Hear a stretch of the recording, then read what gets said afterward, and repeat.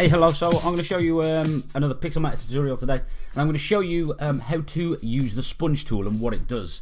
It's a really simple tool, but really effective. So have you ever seen the pictures that sort of, I don't know, like say this motorbike that you see here, it's a guy called Eric Bostrom, and all the greens are really green and everything else is black and white? That's the sort of thing that I'm going to do, and it's you do it with the sponge tool, and it's called saturate, desaturate as well, you know, saturate and desaturate. So if you're going to saturate something, anything in an image, it enhances the color, and desaturation is just taking the color away. So if you keep taking the color away, eventually it becomes black and white and totally desaturated. And if you keep saturating it, eventually it becomes really, really bright, and so you can't see it anymore. So that's what we're going to do. So it works at the top here in conjunction, the sponge tool, in conjunction with these sort of 3-4 modes at the top. And the first one is brushes, and if I click the brushes, you can also press Command 4, I think, on your keyboard. Yeah, Command 4, and it will show or remove the brush tool, and you will get the brush settings.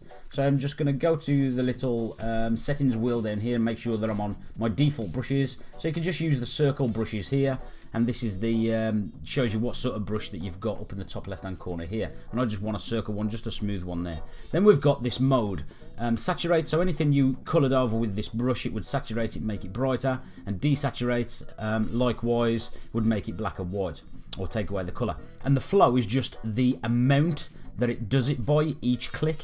Right, so we're going to go for 100% saturate, and I'm just going to go for this circle brush here, and I'm going to highlight. Remember, with my settings open, I can increase or decrease the diameter of the brush just by this simple drag slider here.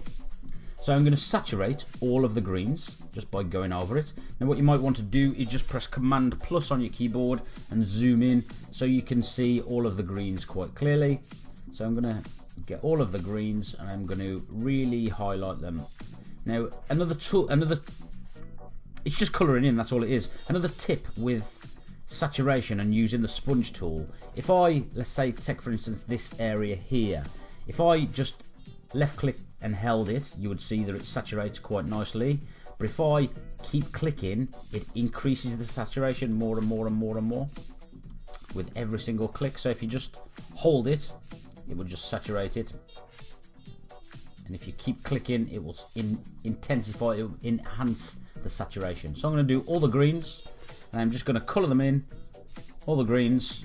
And I'll tell you what, while I'm colouring all the greens, because it really is that easy, you know, it's just a case of colouring in all the parts that you want to colour in. I'm just going to pause this, and I'll get back to you once I've coloured all the greens in. Okay. So okay, we're back, and I'm sure you'll agree that all the greens are green. I could possibly do a bit more down here. It really only took me sort of a couple of minutes just to go over this. And now I'm going to click desaturate at the top here. Keep my flow on 100%. Just increase my brush a little bit because I'm going to do the outside first. So I'm going to make all this stuff around the outside all black and white. Okay, and you can see it happening quite nicely there. It's quite good that this image is already blurred, and the way you would do that basically is to cut around your rider, or around the main part of the image, and cut it out, and then just blur it. So you'd paste it back as 2 layers and then just blur it. It's quite simple to do. I could do a tutorial on that, I suppose. So yes, let me. I'm going to make all of the rider, apart from all the green, black and white. And I'm not doing it perfectly.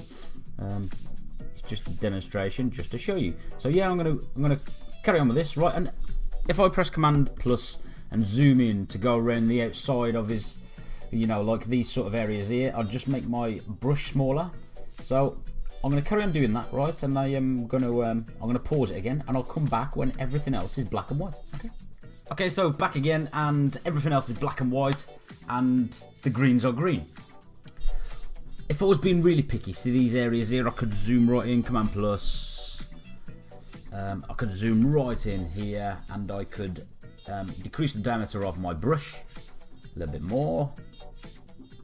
And I could really go to town, sort of taking the saturation away from this blue here, but I think it's quite nice, so I'm just going to leave that Right, so I'm going to zoom out and I'm going to show you another cool effect that you can apply to pictures like this, right? So I'm going to go to my effects browser over here, select my selection tool first, go to my effects browser, and the first thing I'm going to do is I'm going to find something called curves. Now, curves is messing about with the colour, and you get this if you drag and drop it onto your canvas. You get this sort of chart pop up, and I'm not going to explain too much about curves, the RGB spectrum, and the way curves work. I'll do that in another video. It's a video all in itself. But I'm just going to go up to the top here and just drag it up a little bit, and you see it brightens it. I don't want to do that. I want to darken the darks and lighten the lights a little bit, so, but not too much. Just a little curve on that, and I'm going to make it sort of an S, an inverted S. So make the darks a little bit darker. Okay. So I'm happy with that. Just minimal, right? Just bear with me, bear with me. And now I'm going to go to something called vintage, and these are just drag and drop it onto my canvas, and these are just preset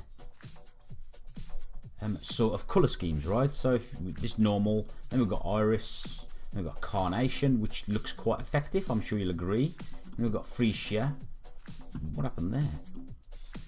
Yeah, so then we've got freesia, which again looks quite effective. We've got bouvardia, syringa, and wormwood, but this is the one I want. I want this wormwood here, right? And then I'm gonna mess about with the saturation, and this would brighten it up, but I don't want to do that too much.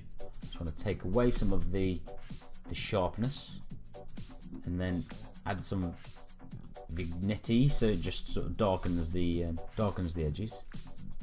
And click OK. And the final thing that I'm going to do to this, drag and drop some noise onto it, just to take away the realism. Deselect monochrome, and just drag it down to around 3.5%, maybe a little less. 0.9 looks quite effective, and click OK. And there you have it. The use of the sponge tool and some final effects. So let's sort of render that image out so you can see it at the end of the video. If you have any questions, I'm going to render it out to PNG. If you have any questions, feel free to ask them in the bottom. Thanks a lot for watching. Catch you all later. Bye.